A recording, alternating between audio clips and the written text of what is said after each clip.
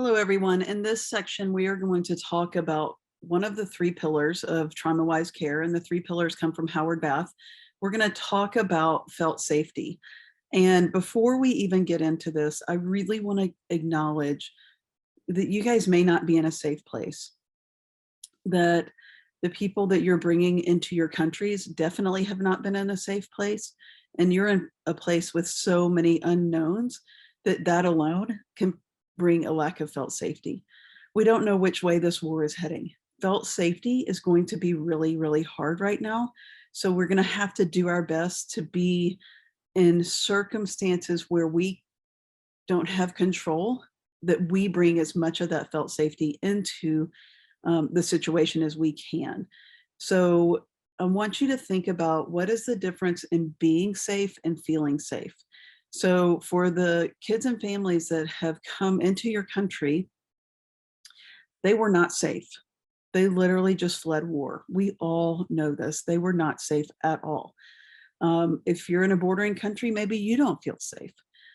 That is, that basic safety did not exist for them. When they get to your country and we think they have some safety, it's quite different to feel safe than it is to just be safe. Remember in the first segment when we talked about the brain and we talked about flipping the lid and the upstairs and downstairs brain.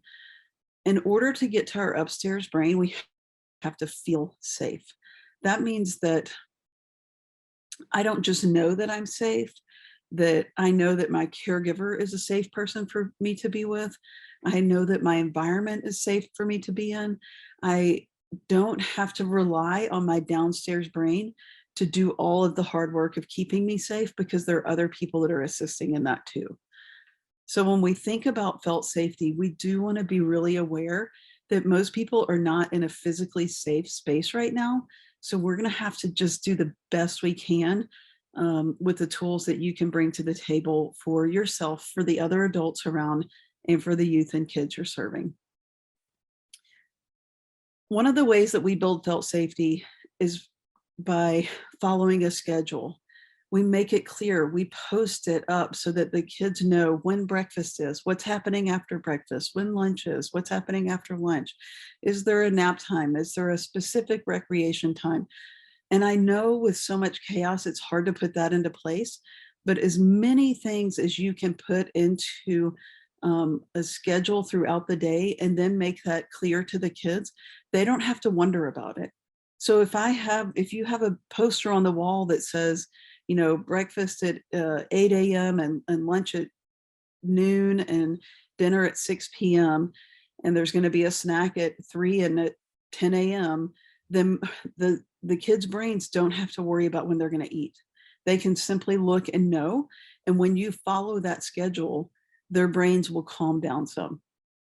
So creating a schedule and sticking to it as much as you can, understanding things are changing all the time for you, as much as you can stick to a schedule, that will help to calm the stress system in the kids and keep them in their upstairs brain.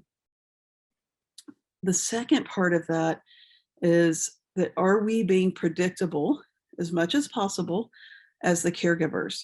So do I follow the schedule? When a child comes and asks me something, are they going to get a similar response?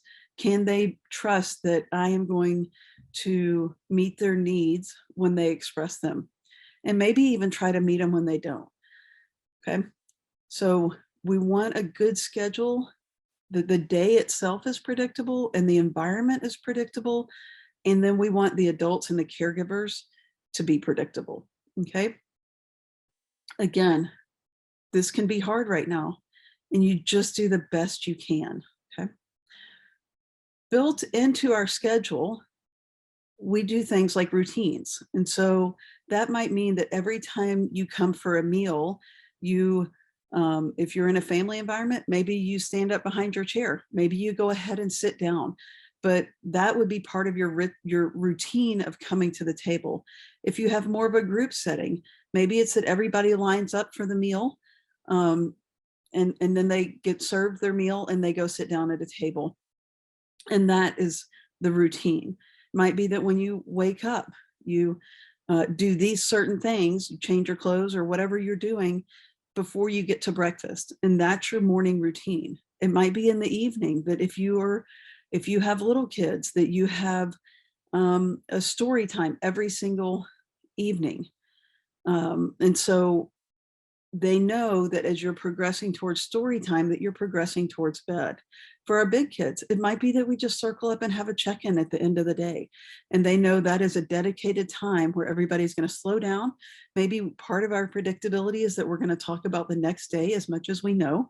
And so we're building in routines and structures around things that we do throughout the day so that the kids know what to expect. Another part of creating felt safety are rituals. And rituals are places where we build connection into the routine.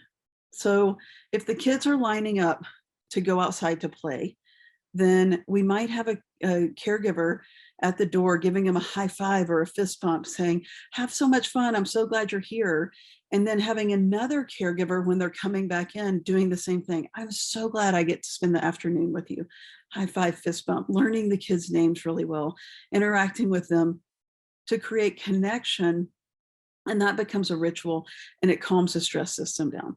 Okay, so those things are going to help them stay in their upstairs brain as much as possible. Another way for felt safety is to have a really predictable time where they're going to have plenty of food, plenty of snacks, and plenty of water. Okay, they need all of those things right now as a way to, again, keep them in their upstairs brain. They don't have to stress about when food is coming and it's going to be available to them. So part of your schedule should really include at least 3 meals and a couple of snacks a day, if that's possible. Do the best you can with what you have. We know that times might be tight, but if you can make it happen, I would try to do as much meal and snack time as you possibly can. Okay, those are just a few small tips and tricks for felt safety and how you can get them and get it into your environment in a way that's really low bar. So don't stress out about it. If you can't do it perfectly, that's okay. We just want you to have a few things you can try. Okay.